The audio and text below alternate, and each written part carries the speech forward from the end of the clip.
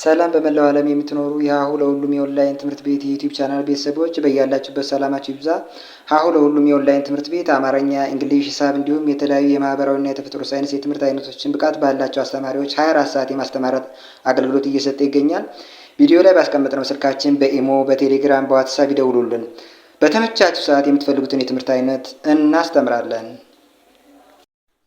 ሰላም እንዴት ናችሁ? የሀሁ ለሁሉም የኦንላይን ትምህርት ቤት የዩቲዩብ ቻናል ቤተሰቦች ሀሁ ለሁሉም በኦንላይን አማርኛ፣ እንግሊዝኛ፣ ሂሳብና ሌሎችን ትምህርቶች እያስተማረ ይገኛል። ከእኛ ጋር መማር የምትፈልጉ ልጆች ከቪዲዮ ጠርዝ ላይ ታች ላይ የምታገኙት ወይም የምታዩት ስልክ ቁጥር የሀሁ ለሁሉም የኦንላይን ትምህርት ቤት የስልክ ቁጥር ነው። ይህን ስልክ ቁጥር አንስታችሁ በኢሞ፣ በዋትሳፕ፣ በቴሌግራም እናንተ በሚመቻችሁ ሶሻል ሚዲያ ብትጽፉልን፣ ቴክስት ብታደርጉልን ወይም ብትደውሉልን በማንኛውም ሰዓት እናንተ በሚመቻችሁ ሰዓት እንድትማሩ ሁኔታዎችን አመቻችተን ትምህርታችሁን እናስጀምራለን።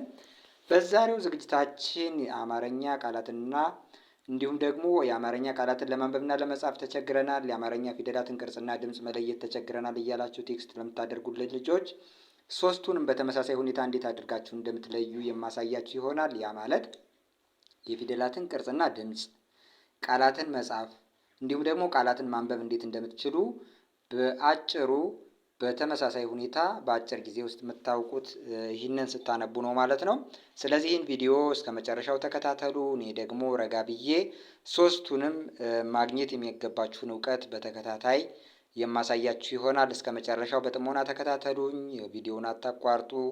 ከኔ ጋር አሁን የፊደላትን ቅርጽና ድምፅ የምትለዩበትን መጀመሪያ ላይ ያሳያችኋለሁ። ቀጥሎ ደግሞ ከነዚህ ከማሳያችሁ ፊደላት ጋር ሌሎችን ሆሄያት ጨምሬ ቃላትን እንዴት እንደምትጽፉ አሳያችኋለሁ። ያንን ቃላት የጻፋችሁትን ደግሞ እንዴት ማንበብ እንደምትችሉ የማሳያችሁ ይሆናል ማለት ነው። ስለዚህ ብዙ እውቀት ታገኙበታላችሁ።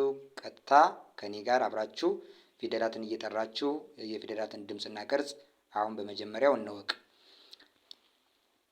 የመጀመሪያው ፊደል ይዤላችሁ የመጣው የሀ ቤተሰቦችን ነው። ሀ፣ ሁ፣ ሂ፣ ሃ፣ ሄ፣ ህ፣ ሆ። ቀጣዩ ደግሞ ለ፣ ሉ፣ ሊ፣ ላ፣ ሌ፣ ል፣ ሎ። ቀጣዩ ፊደል መ፣ ሙ፣ ሚ፣ ማ፣ ሜ፣ ም፣ ሞ። ቀጣይ ደግሞ ሰ፣ ሱ፣ ሲ፣ ሳ፣ ሴ፣ ስ፣ ሶ። ቀጣይ ረ፣ ሩ፣ ሪ፣ ራ፣ ሬ፣ ር፣ ሮ። ቀጣዩ ደግሞ ሸ፣ ሹ፣ ሺ፣ ሻ፣ ሼ፣ ሽ፣ ሾ። ከዛ ቀ፣ ቁ፣ ቂ፣ ቃ፣ ቄ፣ ቅ፣ ቆ። ቀጣዩ ደግሞ በ፣ ቡ፣ ቢ፣ ባ፣ ቤ፣ ብ፣ ቦ። ከዛ ተ፣ ቱ፣ ቲ፣ ታ፣ ቴ፣ ት፣ ቶ። ቀጣዩ ነ፣ ኑ፣ ኒ፣ ና፣ ኔ፣ ን፣ ኖ። ስለዚህ የ10 ፊደሎቹን ድምፅና ቅርጽ አብራችሁ ጠራችሁ። ስለዚህ የ10 ፊደላትን ድምፅና ቅርጽ በዚህ ልክ አብራችሁ እየጠራችሁ ከተለማመዳችሁ እነዚህን ፊደላት ተጠቅመን ደግሞ ሌላ ከጎናቸው ሌላ ሆሄያትን እየጨመርን እንዴት አድርጋችሁ ቃላትን እንደምትጽፉ ደግሞ ላሳያችሁ። ለምሳሌ የሀ የመጀመሪያው ፊደል ይሄ ነው የምታዩት ቅርጹ ሀ ይባላል። ከዚህ ፊደል ጋር ሌላ ሁለት ፊደሎቹን ወይ ደግሞ ሁለት ሆሄያትን ብንጠቀም ብና ል ሀ ብ ል እንደዚህ አድርገን ብንጽፍ ምን ይላል ስናነበው? ሀብል ሀብል ይላል። ሁለት ብለን ለመጻፍ የመጀመሪያው ፊደል ሊሆን የሚችለው የሀ ቤተሰብ ሁለተኛው ሆሄ የሆነው ሁ፣ ከዛ ለ፣ ከዚያ ት። እንግዲህ እንዴት እንደምንጽፍ የምናውቀው የምንጽፈውን ነገር ነጣጥለን ፊደላትን ስንጠራ ማለት ነው። ሁለት ለማለት ሁ፣ ለ እና ት የሚባሉ ፊደሎች ያስፈልጉናል። ስለዚህ ሁ፣ ለ፣ ት ምን ይላል? ሁለት ሁለት ይላል ማለት ነው። ሂሳብ ለማለት ማን ነው የሚያስፈልገን? ሂ፣ ሳ እና ብ። ስለዚህ ሂ፣ ሳ፣ ብ ምን ይላል? ሂሳብ ሂሳብ። ሀሳብ ለማለት የሀ ፊደል የሆነው አራተኛውን ብንጠቀም ሀ፣ ከዚያ ሳ የሰ ፊደል አራተኛው፣ ብ የበ ፊደል ስድስተኛው ማለት ነው። ስለዚህ እነዚህን በተመጣጣኝ ፍጥነት በጣም ሳንፈጥን በጣም ሳንዘገይ በአንድ ላይ ሰብሰብ አድርገን ድምጻችን ስንጠራቸው አነበብ ነው ይባላል። እሺ እናንብብ። ሀሳብ ሄደች ብለን መጻፍ ብንፈልግ እንግዲህ መጀመሪያ ለመጻፍ ሄደች የሚለውን ቃል ለመጻፍ ምን ፊደላት እንደሚያስፈልገን ረጋ ብለን ፊደላትን ከቃላችን ላይ መነጣጠል። ሄደች ስንል ሄ፣ ደ፣ ች፣ ሄ፣ ደ፣ ች። ስለዚህ ሄ፣ ደ፣ ች ምን ይላል? ሄደች ሄደች። ህፃን የሚለውን ለመጻፍ ስንፈልግ እንደዚሁ መጀመሪያ ህፃን የሚለውን ቃል እኛ መጻፍ የፈለግነው ህፃን የሚለው ነው። ስለዚህ ከዚህ ውስጥ ምን ያህል ቃላት እንዳሉ ንግግራችንን ረጋ አድርገን ፊደላትን መጀመሪያ መነጣጠል፣ ከአንደበታችን ላይ ፊደላትን መነጣጠል፣ እነዚያን የተነጣጠሩ ፊደላት በቅደም ተከተል መደርደር። ህፃን ለማለት ህ፣ ጻ፣ ን ስነጣጥላቸው ስንት ፊደሎች ሆኑ? ህ፣ ጻ፣ ን ሶስት ፊደሎች። ስለዚህ እነዚህም በቅደም ተከተል ማስቀመጥ። ህ፣ ጻ፣ ን ምን ይላል? አሁን ህፃን የሚል ቃል ጻፍን ማለት ነው። ህፃን። ሆቴል ብለን ለመጻፍ ሆ፣ ቴ፣ ል። አሁን እየነጣጠልኳቸው ነው። ሆ፣ ቴ፣ ል ሶስት ፊደል ያስፈልጋል ማለት ነው። ስለዚህ ሆ፣ ቴ እና ል ምን ይላል? ሆቴል ይላል ማለት ነው። ለበሰ ለማለት ብንፈልግ ማን ያስፈልገናል? ለ፣ በ፣ ሰ። ይኸው ነጣጥዬ ስጠራቸው ለበሰ፣ ለና በ ከዚያ ሰ ሰብሰብ ተደርገው ተጽፈው እንዲሁ ሰብሰብ አድርገን ድምጻችን በተመጣጣኝነት ባለው ፍጥነት ስንጠራ በትክክል እናነባዋለን ማለት ነው። ለበሰ። ይኸው ፊደላትም ሰብሰብ ብለው ተጽፈዋል። ስንጠራም እንደዚያው ሰብሰብ አድርገን እንደ ቅድሙ እንደነጣጠል ነው ሳንነጣጥል በአንድ ላይ በተመጣጣኝ ፍጥነት ፊደላትን በቅደም ተከተላቸው መጥራት ነው ማንበብ ማለት። ስለዚህ ይሄን ያህል ቀላል ነው። በዚህ መንገድ እያየን እንለማመዳለን። ሉካን ብለን ለመጻፍ ብንፈልግ ሉ፣ ካ፣ ን ማን ነው የሚያስፈልገው? ሉ የሚባል ፊደል ያስፈልገናል። ካ የሚባል ፊደል ያስፈልገናል። ን የሚባል ፊደል ያስፈልገናል። ሉ እና ካ እና ን። ስለዚህ ሉ፣ ካ፣ ን ምን ይላል? አሁን ሉካን የሚል ቃል ጻፍን ማለት ነው። እሺ ሊጡን ብለን መጻፍ ብንፈልግ ሊ የሚባል ፊደል ያስፈልገናል። ጡ የሚባል ፊደል ያስፈልገናል። ን የሚባል ፊደል ያስፈልገናል ማለት ነው። እነዚህን ሰብሰብ አድርገን ስንጽፋቸው እንደዚህ ሆኖ ይቀመጣሉ። ስናነበው ደግሞ ምን ይላል? ሊጡን ይላል። ላሞች ብለን መጻፍ ብንፈልግ እነዚህን መነጣጠል ነው። ከአንደበታችን ላይ ስንናገር ነው የምንነጣጥለው። ስለዚህ ረጋ ብለን መጥራት ማን ፊደል እንደሚያስፈልገን ላ፣ ሞ፣ ች የሚል ድምፅ ነው ያለው። ስለዚህ ላ፣ ሞና ችን እንጠቀማለን። ሰብሰብ አድርገን ስንጽፋቸው ምንድን ነው የሚሆነው? ላሞች። ሌትር የሚል ቃል መጻፍ ብንፈልግ ሌ ያስፈልገናል። ት ያስፈልገናል። ር እንግዲህ እየነጣጠልነ መጻፍ ነው። መጀመሪያ የምንፈልገውን ነገር ከአንደበታችን ላይ መነጣጠል የፊደላትን ድምፅ ለማወቅ ማለት ነው። አሁን ሌትር ሲል ማን እንደሚያስፈልገን ለማወቅ እኛ ረጋ ብለን ፊደላትን ነጣጥለን መጥራት። ስለዚህ እነዚያን የጠራናቸውን ፊደሎች ደግሞ መጻፍ በቅደም ተከተላቸው መሰረት ሌ፣ ትር ምን ይላል? ሌትር ይላል ማለት ነው። ሌትር። ልቦች ብለን መጻፍ ብንፈልግ ልቦች ብለን መጻፍ ብንፈልግ ች ይሄው ል ያስፈልጋል፣ ቦ ያስፈልጋል፣ ች ያስፈልጋል። ምን ይላል አሁን? ልቦች ይላል። ሎተሪ ማለት ብንፈልግ ሎተሪ ብለን መጻፍ ብንፈልግ ሎ ያስፈልጋል፣ ተ ያስፈልጋል፣ ሪ ያስፈልጋል። ስለዚህ እነዚህን ሰብሰብ አድርገን ስንጽፋቸው በዚህ መንገድ ይቀመጣሉ። ስናነበው ደግሞ ምን ይላል? ሎተሪ ይላል ማለት ነው። መረጠ ብለን መጻፍ ፈለግን። አሁን መረጠ፣ እስኪ መረጠ ብላችሁ ጻፉ። ማን ነው የሚያስፈልገው? መ የሚባል ፊደል ያስፈልጋችኋል። መ። ረ የሚባል ፊደል ያስፈልጋችኋል። ረ። ጠ የሚባል ፊደል ያስፈልጋል። ጠ። ስለዚህ እነዚህን ሰብሰብ አድርጋችሁ በቅደም ተከተላቸው መሰረት ማስቀመጥ። ከዛ ካስቀመጣችሁት በኋላ በተመጣጣኝ ፍጥነት ስትጠሩ ምን ይላል? መረጠ፣ መረጠ ይላል። ሙከራ፣ ሙከራ ብላችሁ መጻፍ ብትፈልጉ ሙከራ፣ ሙ ያስፈልጋችኋል፣ ከ ያስፈልጋችኋል፣ ራ ያስፈልጋችኋል። ስለዚህ እነዚህ በዚህ መንገድ ታስቀምጧቸዋላችሁ። ስታነቡት ደግሞ ምን ይላል?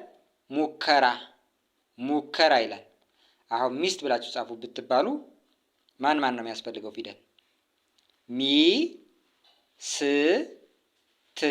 ስለዚህ ሚ ከዛ ስ ከዛ ት። ይሄው ስትደረድሩት ደግሞ በዚህ መንገድ ይቀመጣል። ስታነቡት ሚስት ይላል ማለት ነው።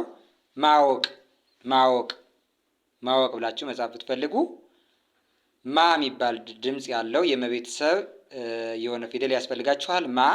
ከዚያ ወ የሚል ድምፅ አለ። ወ።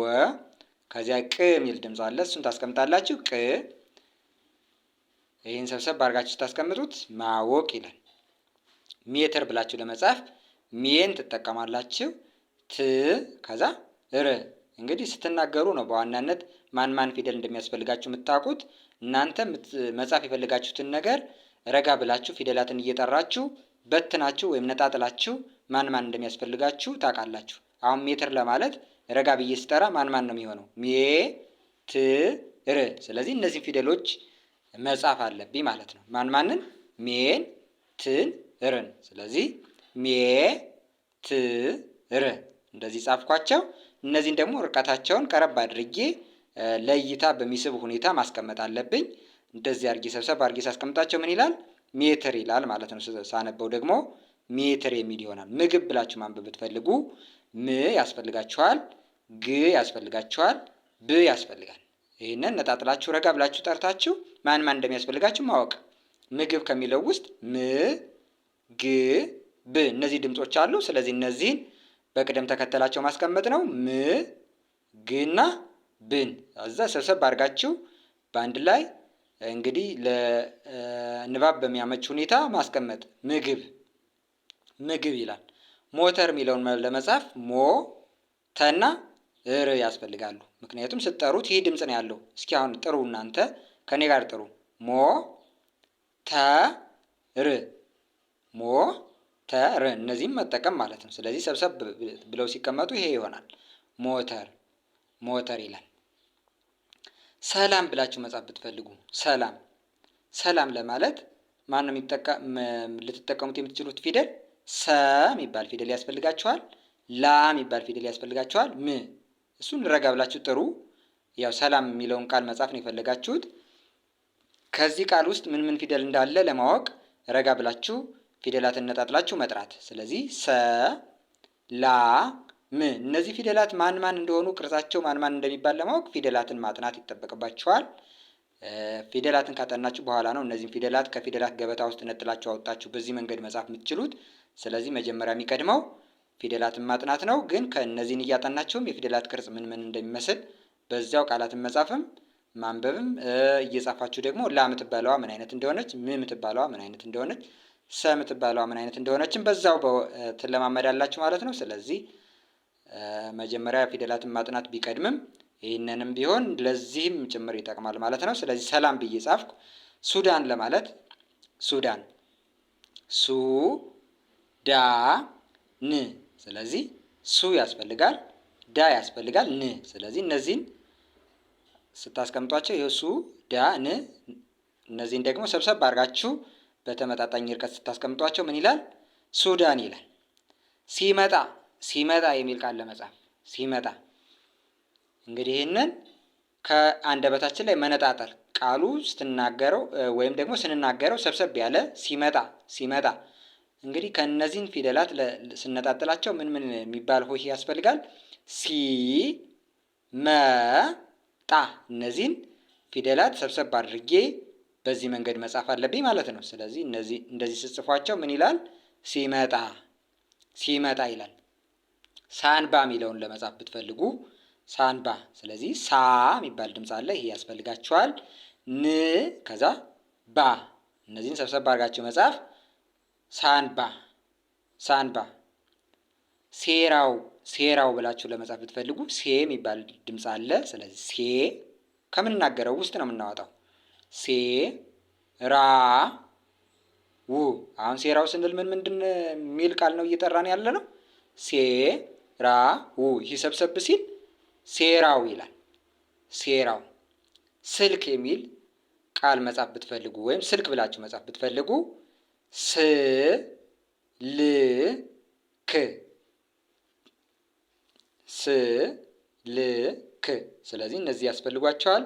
እነዚህን ደግሞ ሰብሰብ አድርጋችሁ ማስቀመጥ ነው። ምን ይላል? ስልክ ይላል።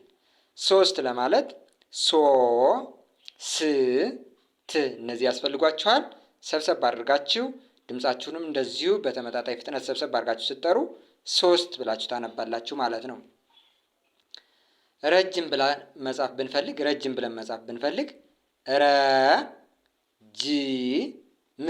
ስለዚህ ረ ሚል ድምፅ አለ፣ ጂ ሚል ድምፅ አለ፣ ም ሚል ድምፅ አለ። እነዚህን ሰብሰብ አድርገን በተመጣጣኝ ርቀት በተመጣጣኝ ፍጥነት መጥራት፣ በተመጣጣኝ ርቀት ማስቀመጥ ስንጽፋቸው ደግሞ። ስለዚህ ርቀታቸው በዚህ ልክ ቢቀመጥ ስናነብ ደግሞ ተመጣጣኝ በሆነ ርቀት ድምፅ ፍጥነት ማንበብ። ረጅም ረጅም ረጅም ይላል። ሩጫ ብላችሁ ጻፉ እስኪ። ሩጫ ማን ማን ነው የሚያስፈልጋችሁ? እሺ የሚያስፈልጋችሁ ረጋ ብላችሁ ስትጠሩ እዛ ሩጫ ከሚለው ውስጥ ያሉ ሆሄያትን ትነጣጥሏቸዋላችሁ። ረጋ ብላችሁ አንደበታችሁን ረጋ አድርጋችሁ ስትጠሩ ሩ ጫ ው። ስለዚህ እነዚህን ሶስት ፊደሎች ያስፈልጓቸዋል። ሩና ጫ ው። ምን ይላል? ሩጫው ሩጫው ብላችሁ ጻፋችሁ ማለት ነው። ሩጫው። ሪባን ብላችሁ መጻፍ ብትፈልጉ ሪ ቫ ን። ስለዚህ ሪ የሚባል ፊደል ቫ የሚባል እና ን የሚባል ትጠቀማላችሁ። እነዚህን ደግሞ በዚህ መንገድ ታስቀምጧቸዋላችሁ። ስታነቡ ሪቫን ሪቫን ይላል። ራሱን ራሱን ብላችሁ መጻፍ ብትፈልጉ ራሱን ራሱን ለማለት ራ ሱ ን ምን ይላል? ራሱን ይላል። ራሱን። ሬቱን ሬቱን ሬና ቱ ከዛ ን ምን ይላል? ሬቱን ይላል። ርቀሽ ርቀሽ ርቀሽ ርቀሽ እነዚህን ፊደላት ትጠቀማላችሁ። ከዛ ምን ይላል? ይሄ ሰብሰብ አድርጋችሁ በዚህ መንገድ ነው የምጽፉት። በዚህ ያህል መራራቅ የለበትም። ይህንን አራርቄ ማሳያችሁ እናንተ ስትጠሩ ከአንደበታችሁ ላይ የሚወጡትን በዚህ መንገድ ረጋ ብላችሁ እየጠራችሁ አራርቃችሁ ማን ማን እንደሚያስፈልጓችሁ ለማወቅ እንዴት እንደምትጠሯቸው ለማሳየት ነው። ከዛ ርቀሽ ርቀሽ ይላል። ሮጠች ለማለት እናንተ ረጋ ብላችሁ መጥራት። ሮጠች ከሚለው ውስጥ ማን ማን ፊደልን ብጠቀም ነው ሮጠች ሚል ቃል መጻፍ የሚችለው የሚለውን ለማወቅ መጀመሪያ ሮጠች ብላችሁ ከምትናገሩት ቃል ውስጥ ያሉ ፊደሎችን ለመለየት ረጋ ብላችሁ መጥራት። ሮ ጠ ቺ ማን ማን ያስፈልጋችኋል? ሮ ምትባል ሆሄ፣ ጠ ምትባል ሆሄ፣ ቺ ምትባል ሶስት ፊደሎች ያስፈልጓቸዋል። ስለዚህ እነዚህን ደግሞ ያው ለጽሁፍ ስትጽፉ ደግሞ ቢያንስ እንደዚሁ የተራራቀ ወይም ደግሞ በጣም የተጠጋጋም ለማንበብ የሚያስቸግር መሆን የለበትም። ተመጣጣኝነት ባለው ርቀት ማስቀመጥ አለባችሁ። ከዛ በዚህ መንገድ ስታስቀምጡት ሮጠች ይላል ማለት ነው። ሸመተ ሸመተ የሚለውን ቃል ለመጻፍ ብትፈልጉ ማን ማን ነው የሚያስፈልጋችሁ? ሸ ያስፈልጋችኋል፣ መ ያስፈልጋችኋል፣ ተ ያስፈልጋችኋል። እነዚህም ፊደሎች ሰብሰብ አድርጋችሁ ማስቀመጥ ነው። ምን ይላል ለዛ? ሸመተ የሚል ጻፋችሁ ማለት ነው። የምትፈልጉት ማንን ነበር መጻፍ የምትፈልጉ? ሸመተ ነበር፣ ጽፋችኋል በትክክል። ሹመት ብለን እንጻፍ እስኪ። ሹመት ማን እንጠቀም? ሹን እንጠቀማለን። ሹ መ ት። ስለዚህ ሹ መ ት። ረጋ ብለን ስንጠራ ማን እንደሚያስፈልገን አውቀናል አሁን። ስለዚህ ሹ የሚባል ፊደል ያስፈልገናል፣ መ የሚባል ፊደል ያስፈልገናል፣ ት የሚባል ፊደል ያስፈልገናል። እነዚህን ሰብሰብ አድርገን ቅደም ተከተላቸውን ጠብቀን አስቀምጠን ጽሁፋችን ጨረስን ማለት ነው። ስለዚህ ምን ይላል? ያን ስናነብ ሹመት ይላል። ሹመት ይላል። ሽበሽ ብለን ብንጽፍ ሽበሽ፣ ሺ በሺ። ስለዚህ ሽበሺ፣ ሽበሺ ብለን ጻፍን። ሻወር ብለን መጻፍ ብንፈልግ ሻወር፣ ሻወር ለማለት ማን ነው የሚያስፈልገን? ሻ ወ ር። ማን ያስፈልገናል? ሻ ያስፈልገናል፣ ወ ያስፈልገናል፣ ር ያስፈልገናል። ስለዚህ ምን ይላል? ሻወር፣ ሻወር ይላል። ሸክም ብለን መጻፍ ብንፈልግ ሸክም የሚል ቃል መጻፍ ብንፈልግ ወይም ሸክም የሚለውን መጻፍ ብንፈልግ ሸ፣ ይሄ ያስፈልገናል። ስለዚህ ሸ፣ ክ፣ ይሄ ፊደል ያስፈልገናል። ም፣ ይሄ ያስፈልገናል። ስለዚህ ሸና ክ፣ ም እነዚህን በቅደም ተከተላቸው መሰረት ማስቀመጥ። ቅደም ተከተላቸው የሚወስነው ስንናገር ከአንደበታችን ላይ የሚወጣው ድምፅ። እንግዲህ በዛ መንገድ ቃላትን ማንበብና መጻፍ በዚህን ያህል ቀላል ነው ማለት ነው። ምን ይላል አሁን ይሄ? ሸክም። ሽበት ብለን መጻፍ ብንፈልግ ሺ በት፣ ሺ በት። እነዚህ ፊደሎች ያስፈልጉናል። እነዚህን ደግሞ እንዴት ጻፍናቸው እንደሚያስፈልጉ እንዴት አወቅን ካላችሁ ሽበት ሚል ቃል መጻፍ ፈልገናል መጀመሪያ እኛ። ከዛ ማን ፊደሎች እንደሚያስፈልጉን ደግሞ ስንጠራ ድምፁ ማን እንደሆነ እናውቃለን። የድምፅ ውክልና የያዙት ደግሞ ፊደላት ናቸው። ከፊደላት ውስጥ ይህንን ድምፅ ውክልና የያዙትን መርጠን በቅደም ተከተላቸው ደረደርን ማለት ነው። ስለዚህ ሺ በት ምን ይላል? ሽበት፣ ሽበት ይላል። ሾመች ብለን መጻፍ ብንፈልግ ሾመች፣ ሾ መች። ስለዚህ እነዚህን እንጠቀማለን። ምን ይላል? ሾመች ይላል ማለት ነው። ቀጣዩ ቀጠረ ብለን መጻፍ ብንፈልግ ቀጠረ። ማን ነው የሚያስፈልገን? ቀ የሚባል ፊደል፣ ጠ የሚባል ፊደል፣ ረ። ረጋ ብላችሁ ጥሩት። ማን እንደሚያስፈልጋችሁ ወቁ። ቀ፣ ጠ፣ ረ። እነዚህን ትጠቀማላችሁ። ማንን? ቀን፣ ጠን፣ ረን ስትናገሩ እነዚህ እንደሚያስፈልጓችሁ እናንተው ራሳችሁ ከአንደበታችሁ ላይ እንዴት እንደሚወጣ ታውቃላችሁ ማለት ነው። ስለዚህ ቀን ትጠቀማላችሁ፣ ጠን ትጠቀማላችሁ፣ ረን ትጠቀማላችሁ። ምን ይላል? ቀጠረ ይላል። ቁመት ብላችሁ መጻፍ ብትፈልጉ ቁ መ ት። ምን ይላል? ከዛ ቁመት፣ ቁመት ይላል። ቂመኛ፣ ቂመኛ ብላችሁ መጻፍ ብትፈልጉ ቂ መ ኛ። ስለዚህ ምን ይላል? ቂመኛ ይላል ማለት ነው። ይህን ስትጠቀሙት ቂመኛ። ቃላት ብለን እንጻፍ እስኪ። ቃላት ማን እንጠቀም? መጀመሪያ ማን እንደሚያስፈልገን ጥሩ። እስኪ ቃላት ከሚለው ውስጥ ማን የሚል ፊደል አለ? ቃ ላ ት። ስንት ፊደሎች አሉ? 3። ይሄው ቃ ላ ት። ቃ 1፣ ላ 2፣ ት 3። ስለዚህ እነዚህን ፊደሎች ደግሞ ከፊደላት ገበታ ላይ አውጥተን በቅደም ተከተላቸው የሚያስፈልጉን ብቻ ነጥለን አውጥተን ማስቀመጥ። ቃን እንፈልጋለን፣ ላ ታስፈልገናለች፣ ት ታስፈልገናለች። እነዚህም በቅደም ተከተላቸው እናስቀምጣለን። ምን ይላል? ቃላት፣ ቃላት ይላል። ቄሳር ብለን መጻፍ ብንፈልግ ቄሳር፣ ቄን ሳንና ርን እንጠቀማለን። ቄሳር። ቅመም ለማለት፣ ቅመም ለማለት ቅ መና ም። ይኸው ቅ መ ም። እነዚህም በቅደም ተከተላቸው ስናስቀምጥ ምን ይላል? ቅመም ይላል። ቆፈረ ለማለት ቆፈረ፣ ቆ ፈ ረ። ምን ይላል? ቆፈረ ይላል። ቆፈረ። እሺ አሁን በቀለ ብለን እንጻፍ እስኪ። በቀለ ለማለት ማን ነው የምንጠቀም? ማን እንደምንጠቀም ለማወቅ በቀለ ከሚለው ውስጥ ያሉ ፊደላትን ረጋ ብላችሁ እየጠራችሁ ማወቅ ማን ፊደላትን እንደምትጠሩ ደግሞ ረጋ ብላችሁ ጠሩት ታውቃላችሁ። በቀለ 3 ፊደሎች ናቸው እነዚህም በና ቀለ እነዚህን ትጠቀማላችሁ። ምን ይላል? በቀለ ይላል። ቡድን ለማለት ቡድን ቡድን ምን ይላል? ቡድን ይላል። ቡድን። ስለዚህ እነዚህን ብቻ ተጠቀም። እነዛን እርቀታቸውን ጠብቃችሁ መነበብ በሚችል እርቀት ማስቀመጥ ነው። ቡድን። ቢሮዋ ቢሮዋ።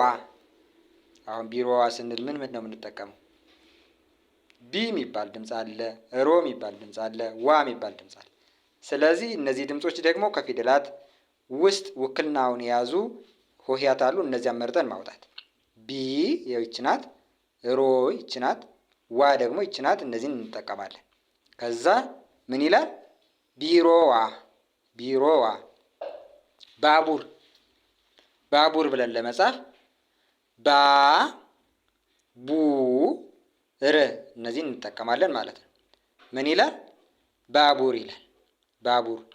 ቤቶች ብለን ለመጻፍ ብንፈልግ ቤ ቶ ች ምን ይላል? ቤቶች ይላል። ቤቶች። ብርድ ብለን ለመጻፍ ብንፈልግ ብ ር ድ እነዚህን እንጠቀማለን። ምን ይላል? ብርድ ብርድ ይላል። ቦርሳ ብላችሁ ጻፉ እስኪ። አሁን ደግሞ እስኪ የእናንተ ድርሻ ነው ይሄ። እስኪ ጻፉ። ማን ያስፈልጋል? ቦ ያስፈልጋችኋል። ቦን ተጠቀሙ። ር ከዛ ሳ ምን ይላል? አሁን ቦርሳ ይላል። ቦርሳ ይላል። ተከለ ብላችሁ መጻፍ ብትፈልጉ ተከለ ተን ትጠቀማላችሁ፣ ከን ትጠቀማላችሁ፣ ለን ትጠቀማላችሁ። ምን ይላል? ተከለ ይላል። ተከለ። ቱርክ ቱርክ ብላችሁ መጻፍ ብትፈልጉ ቱ ር ክ ምን ይላል? ቱርክ ይላል። ቱርክ። ቲማቲም ብላችሁ ቲማር ብላችሁ መጻፍ ብትፈልጉ ቲማር ቲ ማ ር ምን ይላል? ቲማር ይላል። ታክሲ ብላችሁ መጻፍ ብትፈልጉ ታ ክ ሲ እነዚህን ትጠቀማላችሁ። ምን ይላል? ታክሲ ይላል። ቴምር ብላችሁ መጻፍ ብትፈልጉ ቴ ም ር ምን ይላል? ቴምር ይላል። ቴምር ቴምር። ትልቅ ብላችሁ መጻፍ ብትፈልጉ ትልቅ ት ል ቅ ምን ይላል? ትልቅ ይላል። ትልቅ። ቶክቻ ቶክቻ ለማለት ቶ ክና ቻ ምን ይላል? ቶክቻ ይላል። ነብር ብላችሁ መጻፍ ብትፈልጉ ነብር ነብር ለማለት ነን ትጠቀማላችሁ፣ ብን ትጠቀማላችሁ፣ ርን ትጠቀማላችሁ። ምን ይላል? ነብር ይላል። ነብር። እስኪ ኑግ ብላችሁ ጻፉ። ኑግ ኑግ ለማለት ምን ነው የምትጠቀሙት? ኑ ግ 2 ፊደል ብቻ ኑና ግ። ስለዚህ ኑና ግ ደግሞ ምን አይነት ቅርጽ እንዳላቸው ፊደላትን ማጥናት። ኑ የሚባለው ፊደል ማን እንደሆነ ለማወቅ ፊደላትን ደጋግማችሁ አጥኑ። ይሄው ኑ ማለት ይሄ ነው። ከዚያ ግ ይሄ ነው። እነዚህም በቅደም ተከተል ስታስቀምጧቸው ኑግ ይላል። ኑግ። ኒካ ኒካ ለማለት ኒ ካ ኒካ ምን ይላል? ኒካ። ናስር ለማለት ናስር ና ስ ር 3 ፊደሎች ያስፈልጓችኋል። ናስር ናስር ይላል። ኔቶ ለማለት ኔ ቶ ምን ይላል? ኔቶ ይላል። ንጉስ ንጉስ የሚለውን ቃል ለመጻፍ ንጉስ ን ጉ ስ እነዚህን ትጠቀማላችሁ። ምን ይላል? ንጉስ ይላል። ንጉስ ንጉስ ይላል። ኖረች ብለን እንጻፍ እስኪ።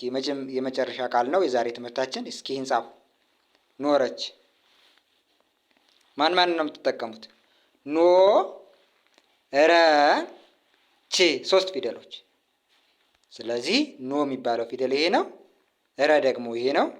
ች ይሄ ነው። እነዚህን በቅደም ተከተላቸው እርቀታቸውን ጠብቃችሁ ማንበብ በሚቻልበት እርቀት ታስቀምጧቸዋላችሁ። ያንን ደግሞ በቅደም ተከተላችሁ ረጋ አድርጋችሁ ወይም ደግሞ በጣም ሳትፈጥኑ ትጠሯቸዋላችሁ። እነዚያን ፊደላት ስትጠሩት ምን ይሆናል? ኖረች ይላል ማለት ነው። ኖረች። ይህም ቪዲዮ እየደጋገማችሁ እያያችሁ ስለዚህ የእነዚህን የፊደሎቹን ቅርጽና ድምፅ ከመለየት በተጨማሪ ቃላት እንዴት እንደምትጽፉ ተለማመዱበት። ከዛ ውጭ እንደዚህ እየሞከራችሁ በአጭር ጊዜ ውስጥ ማንበብና መጻፍ የተቸገራችሁ ልጆች ሀሁ ለሁሉም የኦንላይን ትምህርት ቤት 24 ሰዓት ተማሪዎችን ተቀብሎ እያስተማረ ይገኛል። እናንተ ከኛ ጋር መጣችሁ መማር የምትፈልጉ ልጆች ይሄው ስልካችን ታች ቪዲዮ ጠርዝ ላይ የምታዩት የሀሁ ለሁሉም የኦንላይን ትምህርት ቤት ስልክ ቁጥር ነው። በኢሞ፣ በዋትሳፕ፣ በቴሌግራም እናንተ በሚመቻችሁ በማንኛውም ሶሻል ሚዲያ ደውሉልን፣ ቮይስ አስቀምጡልን፣ ቴክስት ጻፉልን ወይም በቀጥታ መስመር አናግሩን።